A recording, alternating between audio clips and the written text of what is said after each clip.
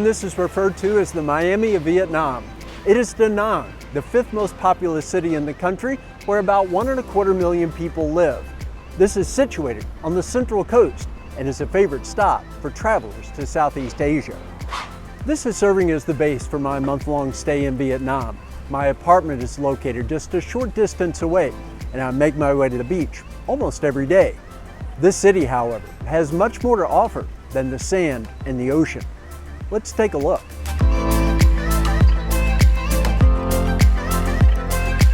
Da Nang has a countless number of cool features. There's Bana Hills and its world-famous Golden Bridge. You know, the one being held up by the giant hands.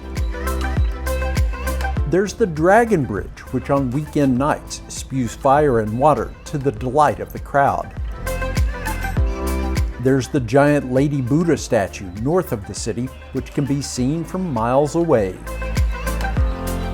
There are the Marble Mountains with shrines and caves that captivate those who visit. I'll get to all that, but I want to begin in the area where I spent the majority of my month in the city. Da Nang has incredible beaches. My Cape is probably the nicest, and it was just a few blocks from my apartment. No matter the time of day, there are tons of people enjoying this environment at the edge of the South China Sea, or as some here prefer to call it, the East Sea. There's a kilometers-long promenade, steps from the sand. It's lined with food stands, beach bars, exercise areas, and palm trees. Locals and tourists all converge here and treat this as an extension of their living space. This atmosphere draws many visitors to Da Nang. They hang out here during much of their stay and have access to high-rise condos nearby. There's also an abundance of places to eat and drink, just steps in any direction. The beach wasn't necessarily my top priority when choosing to stay in the city, but having it accessible was a factor. You've all seen the lists. They come out every year. Best beach in the world, sexiest beach in the world, best beach in Asia. This beach regularly lands on one of those lists just about every year or so. Among those accolades, Forbes ranked this location in the top 6 sexiest beaches in the world. And users of TripAdvisor say this is one of the top 10 beaches in Asia. There are some marvelous sunrises here, and people do turn out for the show. Look how busy this place was on one morning. Swimmers were in the water, scores of people were on the sand, and the promenade was a lively strip as others walked, ran, and exercised. I spent a good half hour to 45 minutes taking in the scene, and I noticed the time when I left. It was not yet 6 a.m. Great effort is taken to make this an appealing area. While I was in the city, the Seaside Path hosted the Da Nang Flower Walk 2025. Floral displays and splashes of color filled the space and made an already fantastic venue even better. The beaches in Da Nang are famous, but this bridge is clearly the city's most well-known attraction. It's the Golden Bridge, or the Da Nang Hands Bridge. This opened less than 10 years ago in 2018 and immediately became a must-see experience for visitors. Numerous times it has been recognized as the world's leading iconic tourist bridge by the World Travel Awards. It only stretches for 150 meters, but the hands that support the structure ensure that it draws oversized attention. This span is a feature within the Bana Hills experience, a ticketed destination about 25 kilometers up and out of the city. As you can see, the park and the bridge are wildly popular. There are so many cool things to see and do in Da Nang, but this is without a doubt the #1 attraction. It is crowded today, but our guide says that 10,000 people will visit the park today. There are days when there are 20 to 30,000 people here. Can you imagine what this bridge would look like then? The bridge and the park sit at an elevation of more than 1,400 meters, or around 4,600 feet above sea level. Access to the bridge is provided by a cable car line, or actually, there are 5 or 6 lines in the system. One holds the Guinness World Record for longest non-stop single-track cable car line at over 5 kilometers. The ride provides spectacular views of the forest and the man-made features as you approach. The first lines take riders to the bridge, and other lines proceed to the top of the hill, where many more attractions await. At the end of the line is a development that is akin to a theme park. There are many elements, such as the lunar castle on one end of the upper section. On the opposite end is a spiritual center with pagodas and temples at the highest point in the hills. In between is enough to keep you busy for an entire day. This entire complex is astonishing. I have encountered one remarkable scene after another. I could have easily produced an entire video just about this place. As it is, I will still feature quite a lot. There are way too many features to mention. That includes rides, shows, and incredible visuals. I guess you could say that this is Vietnam's answer to Disney. Make that Disneyland Paris, as at the heart of the attraction is a French village. The French influence in Vietnam extends back for centuries. This village, however, wasn't created just as a tribute to that. There was a French colony created here all the way back in the 19th century. The French established a resort here beginning around the turn of the 20th century. It subsequently fell into disrepair, and the developers seized the opportunity to build upon that history. What exists today is stunning. There are cobbled streets, gardens, fountains, a cathedral, and more. Everything you would expect to find in a village surrounded by rolling countryside almost half a world away in France. I, of course, found this small cafe. After a morning full of exploration, I was ready for some coffee. If I had known better, I would have thought I had been transported to a sidewalk in Europe. This has been quite pleasant, from the cappuccino to the setting to the cookie. But even though I haven't been there yet, I already know that this will not be my top beverage experience of the day. The coffee was maybe a bit more expensive than in the city, but not outlandish by any means. In one corner of the park, France was left behind, and it was as if I had landed in Bavaria. That came complete with the band playing German tunes. Steps away was the other beverage experience I referenced earlier. This is the Bana Brew House. You can take a short tour of the facility and learn how the beer here is made, with brewers adhering to German purity laws. Entrance to the park comes with tickets that can be exchanged for 2 healthy glasses of beer. They actually have 6 beers on tap, but only 2 of them are of the free variety. I got one of each. Let's give them a try. The beers that I tried were true to the German style. The brew house was quite crowded, and for those operating the taps, it seemed like the work was never finished. I spent several hours at Bana Hills and came away impressed by what has been created here. I also took note that a great amount of construction is taking place within the park. In the coming years, this attraction will be bigger and most assuredly better. In the end, is coming to Bana Hills worth it? I would have to give that a resounding yes. My price was about $36 to get into the park. It's probably worth that just to go to the bridge itself because it is so iconic, but you get so much more for that admission fee. Just as it was on the way up, the way down includes a couple of cable car rides. I stopped again at the Golden Bridge to see what it was like in the afternoon. I was going to lay a high quality tip on you that if you got here early in the morning and the bridge was really crowded, skip it, go to the French Village, and come back in the afternoon for the bridge. But I'm here in the afternoon, the difference is just not that significant. Despite all the other people, seeing the bridge and walking its length a time or two remains quite a thrill. There are a couple of other reasons to travel for just a bit outside of the center of Da Nang. The Marble Mountains are just a few kilometers south of the city. There are 5 peaks, each named for one of the elements in Eastern philosophy: earth, fire, water, metal, and wood. Water Mountain is the largest and where my visit was concentrated.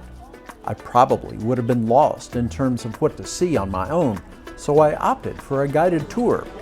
There were a couple of caves and several pagodas and temples on and within the mountain. It was sometimes crowded, and there were many steps to navigate. I understand that there is an elevator that will take you to the upper reaches, but I never noticed it. As part of my tour, we were each given the option of walking to one of the highest points on the mountain. I was up for the challenge.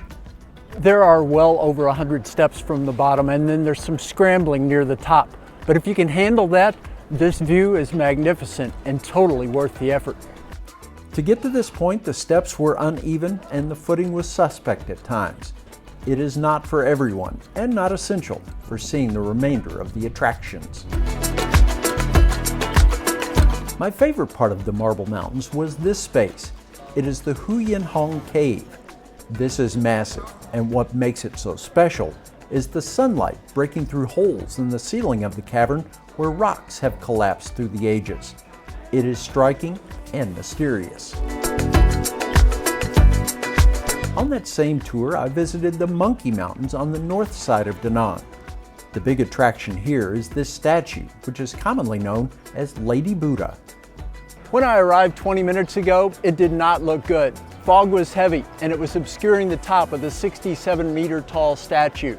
Just in the past few moments, though, the sun has done its job. Now, with every passing minute, the view of the top gets clearer and clearer. This is the largest Buddha statue in the country and is the equivalent of a 20-story building. I could see it every day on my walk along Mike Beach. It is actually a new addition to the landscape as it was completed in 2010. The statue sits in the courtyard of an equally impressive Buddhist temple. There are numerous buildings and other statues that make up this complex. It is an astounding sight that is in a stunning location on the sea. Despite the name of the mountains, I saw no monkeys during my brief visit. When I first arrived in Da Nang, I took a morning tour to see a few of the scenes around the city. Joined by my guide, a couple from Australia, and two guys from Spain, we began at An Long Temple and Pagoda. It is a small religious site which dates to the 17th century. What is seen today was constructed in 1961. For its size, there is plenty to see. We also stopped by a Catholic church on the tour. 3/4 of those who live in Vietnam, however, are said to be non-religious. On this tour, we focused on areas away from the beaches and near the river. This is the Han River, which is contained entirely within the city, flowing for less than 10 kilometers before emptying into the bay. In many places, there are pleasant pedestrian paths to the side of the channel. Flowers and public art abound. We wandered through this little park near the river that featured all sorts of sculptures. At the center and in an elevated location is this modern-looking structure. The highlight for me here was this group of several dozen school kids. They all wanted to say hello and maybe even practice a word or two of English. It was as much of a treat for us as for the students. Our guide took us to this little cafe. The name is Way Salt Coffee. It was packed with people, most of them attracted by the drink that is the headliner here. When I first heard of something called salt coffee, it didn't sound too appealing, but man, this is really good. It's almost like a salted caramel. It is wonderful. I'll have this again. I later learned that salt coffee originated in the city of Wei. We finished our journey through this part of the city at the Han Market. It is a busy center located within sight of the river that provides its name. There are merchants selling all sorts of items, from food to clothing to souvenirs. People began selling in this location in the 1940s, and it was formalized with this 2-story building constructed in 1991. I hung out near the river on several occasions during my time in Da Nang. There were some gorgeous spots along the banks. I spent a few moments on this stretch while waiting for a museum to open. That attraction one street over from the river is the Da Nang Museum. I learned a lot about the history of the city. There are exhibits laid out along a timeline extending from prehistory up until the present day. It is definitely worth an hour or so. If the Golden Bridge with the hands is the main attraction here, the Dragon Bridge is not far behind. It has an astonishing look, appearing as if a dragon is crossing the Han River. Opened in 2013, this span is 666 meters long and carries 6 lanes of traffic. Pretty cool, right?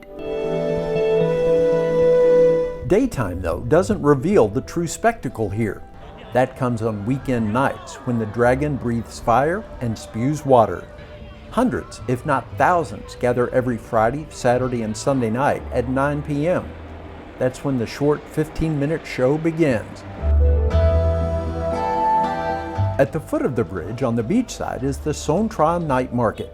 Things really get started here around 6 in the evening and run until midnight. Weekends, obviously, are busiest. A variety of items can be found, but the main offering here is food. This market is far different than all of the others that I've seen in Southeast Asia. It is aimed almost exclusively at tourists. It takes advantage of its proximity to the Dragon Bridge and all of the people who show up for that each week. If you're looking for authenticity, I don't think you're going to find it here. Don't misunderstand. There is some good food to be found here, and if you are coming for the Dragon Bridge show, why not walk through? It's just different than other markets I have visited in Southeast Asia. One other spot I enjoyed on the river is the Nguyen Van Troy Bridge. It is only for pedestrians and sits just a few meters away from a modern bridge designed for vehicles. This was built by Americans in 1965 and is the oldest bridge crossing the Han River. At over 500 meters in length, this is around 1/3 of a mile long. The neighborhood where I stayed is called My An, or the An Tuong area. It's situated just inland from My Khe Beach.